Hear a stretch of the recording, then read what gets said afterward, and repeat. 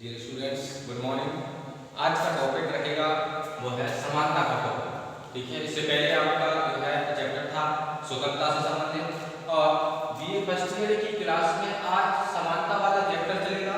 उस समानता वाले टॉपिक में हम आपको बताएंगे कि समानता किसे कहते हैं।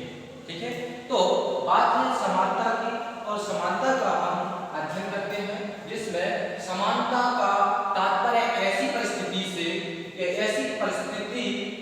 ऐसी परिस्थितियों के अस्तित्व से होता है जिनके कारण व्यक्तियों को व्यक्तित्व के विकास हेतु समान अवसर प्राप्त हो सके, अर्थात जो व्यक्ति है उसके व्यक्तित्व के विकास के लिए समान अवसर प्राप्त हो सके, तो वो ही समानता का अधिकार या समानता उसे कह सकते हैं। और इस प्रकार उस समान असमानता का अंत हो सके जिसका मूल कारण सामाजिक व्यवस्था।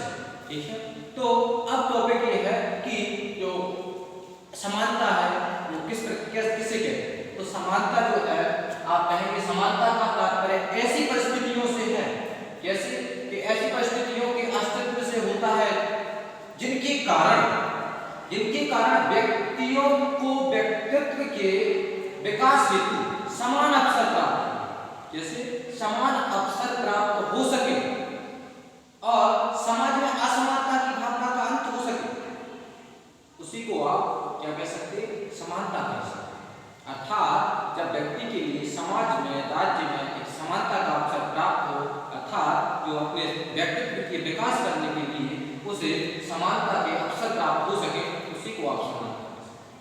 अब बात आती है कि जो समानता है, समानता के विभिन्न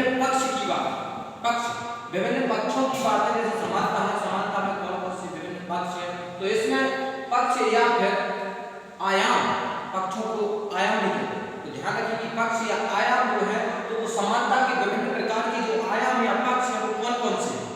तो इनमें हम ध्यान रखिए कि समानता के विभिन्न पक्ष या आयाम जो है, सबसे पहला पक्ष या आयाम है वो है वैधिक या कानूनी समानता। वैधिक या कानूनी समानता। दूसरा आयाम या फिर पक्ष है वो है राजनीतिक समानता। ठीक है, दूसरा जो आयाम है या पक्ष है वो है राजनीतिक समानता। और जो तीसरा है वो सामाजिक समानता। जो तीसरा है उसे हम सामाजिक समानता के नाम से जानते हैं। और जो चौथा है वो है आर्थिक समानता। क्या है? आर्थिक समानता।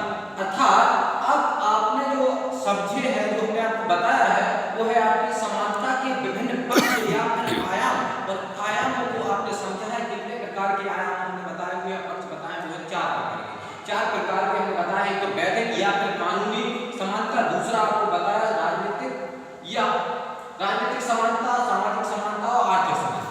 अब टॉपिक लेंगे सबसे पहले हम वैधिक या कानूनी समानता के अंतर्गत कितनी प्रकार की समानता। तो वैधिक या कानूनी समानता को हम पहले समझेंगे कि इसके अंतर्गत जो समानताएं हैं वो कौन कौन सी हैं। सबसे पहले जो समानता है कानून के समक्ष समानता।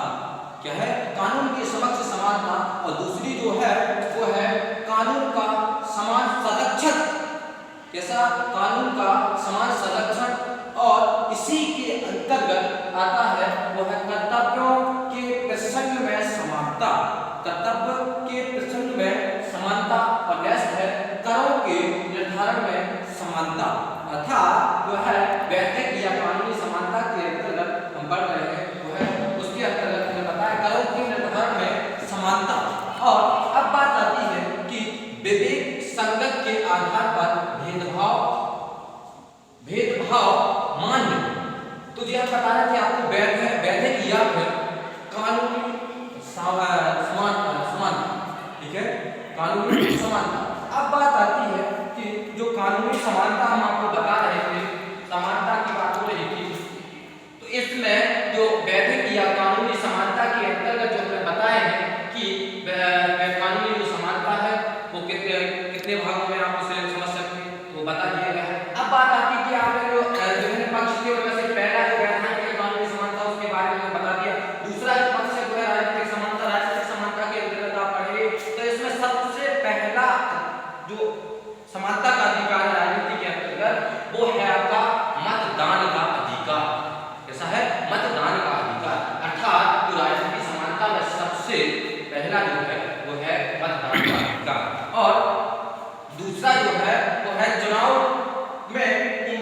बनने का अधिकार, ठीक है, सभी को यह अधिकार था कि वो व्यक्ति चुनाव में उम्मीदवार बनने के अधिकारों से प्राप्त रहता है, अर्थात वो बन सकता है। जैसे ही मतदान करने का सभी को अधिकार रहता है, बस इसकी कुछ अहमियत रहती, तो उसके अकॉर्डिंग वो मतदान का अधिकार उसको प्राप्त होता है, ठीक है।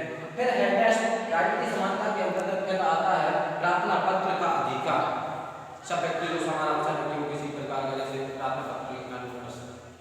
और फिर इसके बाद आता है राजकीय व्यक्तियों या राजकीय नियुक्तियों या फिर सम्मान प्राप्त करने का अधिकार। जैसे राजकीय स्तर पर नियुक्ति से संबंधित या फिर कोई सम्मान प्राप्त हो रहा हो तो उसका अधिकार, ठीक है, राजनीति समानता के। अब बात आती है कि विचारों की अभिव्यक्ति या तथा दलीय संगठनों के निर्माण का अधिकार। तो ये भी क्या नाम से जो है विचारों की जो अभिव्यक्ति है, जैसे कोई विचार व्यक्त करना चाहता है या फिर दलीय संगठनों के निर्माण का अधिकार, ये सब किसके अंतर्गत है? राजनीतिक अधिकार के अंतर्गत या राजनीतिक समानता के अंतर्गत उसका प्रकट किया गया है, ठीक है। इसके बाद है तो इसके बाद है सामाजिक समानता। क्या है सामाजिक समानता में? क्या है, जैसे कुछ समानताएं ऐसे हैं जैसे वंश, धर्म, जाति, वर्ग के आधार पर किसी को श्रेष्ठ या किसी को हीन ना समझा जाए। अर्थात कहने का मतलब ये है कि जो व्यक्ति है उसको जो सामाजिक समानता में किसी को छोटा नहीं समझा जाए कि जो है धर्म, जाति, वर्ग के आधार पर उसको किसी को श्रेष्ठ मान लिया जाए, किसी को हीन मान लिया जाए, तो ऐसा नहीं समझा जाए, ऐसा नहीं समझना चाहिए या ना समझा जाए। तो वो कैसा माना जाएगा? समानता का माना जाएगा, वो भी सामाजिक समानता बन जाएगी, क्योंकि उसे तमाम प्रकार से समानता।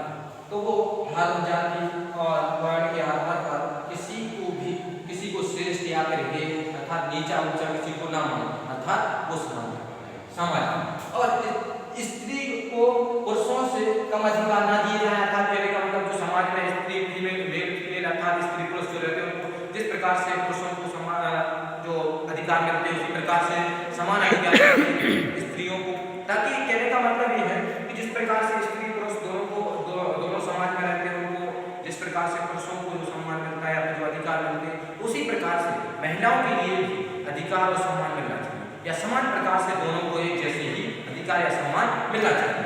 अब बात आती है कि आर्थिक समानता।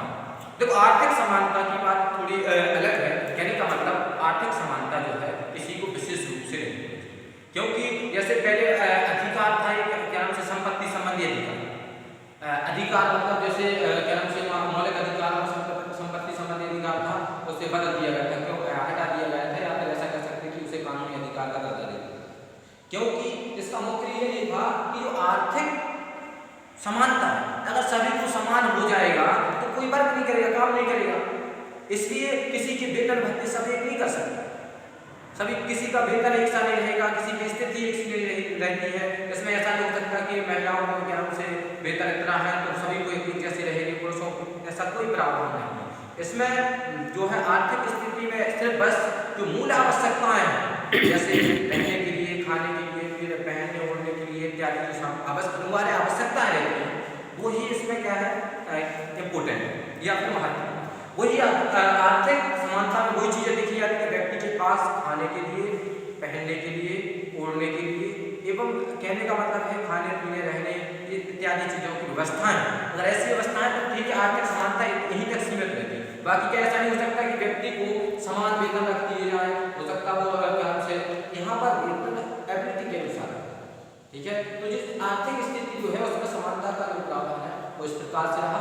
अब बात आती है कि हमने जो आपको बताया है समानता के बारे में, ध्यान रखें कि हमने समानता के बारे में बताया, इसमें से क्वेश्चन बनते कैसे ध्यान रखना कि ये फर्स्ट ईयर के फर्स्ट पेपर में बहुविकल्पीय प्रश्न आना है, उनमें आप ऐसे पूछा जा सकता है कि समानता के विभिन्न पक्ष या फिर समानता के विभिन्न पक्षों में से निम्नलिखित में से कौन सा पक्ष सही है।